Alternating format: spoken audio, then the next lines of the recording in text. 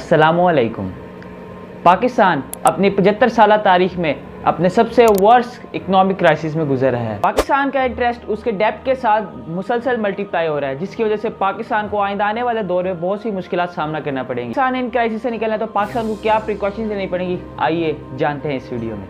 Pakistan continues to reel from an unprecedented economic crisis. Economic instability in Pakistan. Pakistan is edging closer to a default as political unrest sparked by the recent arrest of Pakistan's ongoing battle to secure its much-needed funds from the International Monetary Fund. The economy is in the ICU, the politicians are at war, and the people are crying.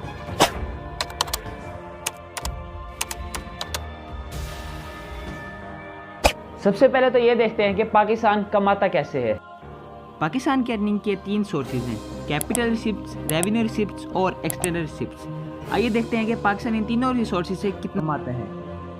Revenue receipt से 9,40,000 crore, capital receipt से 2,37,000 करोड़ और external receipt से 5,54,000 करोड़। पाकिस्तान अपने budget का 28.5% loan के interest को पे करने में खर्च कर देता है। पाकिस्तान के इकोनॉमिक क्राइसिस की वजह 3 है। पहली वजह कि पाकिस्तान में चल रही इतनी अरसे से पॉलिटिकल इंस्टेबिलिटी, जिसकी वजह से पाकिस्तान के अंदर कभी कोई जमात इक़्तिदार में आती तो कभी कोई जमात।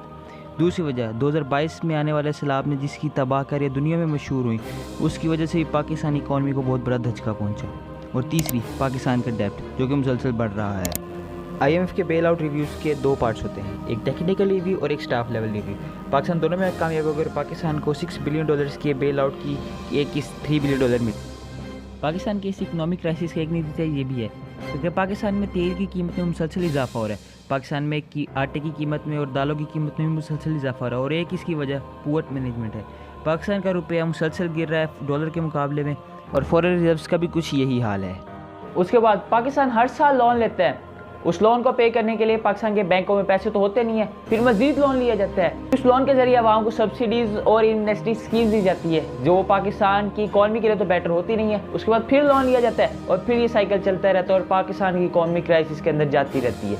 आज के दौर में जो पाकिस्तान इस क्राइसिस से गुजरा है, इसी के पीछे यही वजह है कि पाकिस्तान की गवर्नमेंट सब्सिडीज़ और इन्वेस्टमेंट स्कीम देने में सबसे आगे होती है, लेकिन अपने रिसोर्स को और इनकम को बढ़ाने में कोई खातिर ख्वाह इजाफा नहीं करती। इन तमाम फाइनेंशियल क्राइसिस के अंदर पाकिस्तान की बहुत से दोस्तों ने भी मदद की है, जिसमें सऊदी अरब, कतर और UAE शामिल है। पाकिस्तान जब अपने इतने बुरे इकोनॉमिक क्राइसिस में फंसा तो वो जाता है IMF के पास। IMF से डील करना चाहती है तो उसकी कुछ शर्तें होती है जो कि इस टाइम पे स्क्रीन पे पेयर हो रही होंगी। पाकिस्तान के अंदर इतना बड़ा फाइनेंशियल क्राइसिस जानते हुए भी IMF पाकिस्तान की 23वीं बार मदद करने है। ईद के तीसरे दिन पाकिस्तान के जो $3 बिलियन की बेल आउट मिली IMF की तरफ से, उससे पाकिस्तान की इकॉनमी थोड़े अरसे के लिए तो बेहतर हो जाएगी, लेकिन लॉन्ग टर्म प्लानिंग पाकिस्तान के लिए हमें करनी पड़ेगी। यहाँ पर पाकिस्तान को अपनी इनकम बढ़ानी पड़ेगी, या तो पाकिस्तान को कोई ऐसा लॉन्ग टर्म प्लान बनाना पड़ेगा जिससे उनको बार बार IMF के पास नहीं जाना पड़े।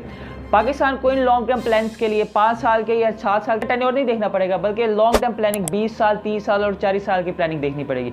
ये बात हमें नोट करनी चाहिए कि जब IMF किसी मुल्क की मदद करता है तो वो उसके सिस्टम में इंटरफेयर करना स्टार्ट कर देता है। IMF 3 चीज़ों से मना करता है कि आपने रेवेन्यू पॉलिटिक्स नहीं करनी, यानी कि आपने हमारे पैसों से आवाम को सब्सिडी नहीं देनी। दूसरा, आपने अपनी इनकम ज़्यादा करनी है। और तीसरा, आपने टैक्स रेवेन्यू जनरेट करना है प्रीवियस ईयर से आइंदा आने वाले टाइम पे अपना रेवेन्यू ज़्यादा जनरेट करना है। और उसके अलावा बिजनेस फ्रेंडली माहौल पैदा करना है जिससे आपकी मुल्क की ग्रोथ और इनकम बढ़े।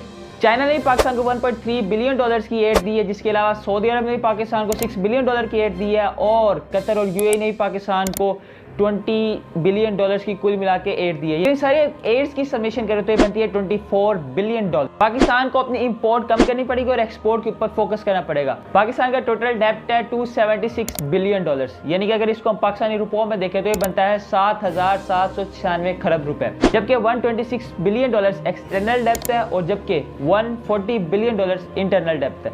उसके अंदर पाकिस्तान का जो कैपिटल डेफिसिट है वो बहुत ही ज़्यादा है, जिसको पाकिस्तान को ओवरकम करना पड़ेगा। पाकिस्तान को सब्सिडीज और इन्वेस्टमेंट स्कीम्स को छोड़ना पड़ेगा, क्योंकि ये शॉर्ट टर्म में तो बहुत कारआमद होती हैं, लेकिन लॉन्ग टर्म में ये पाकिस्तान के लिए और किसी भी गवर्नमेंट के लिए बहुत नुकसानदेह होती है। दुआ है कि अल्लाह पाकिस्तान का हामी नासिर हो। पाकिस्तान जिंदाबाद।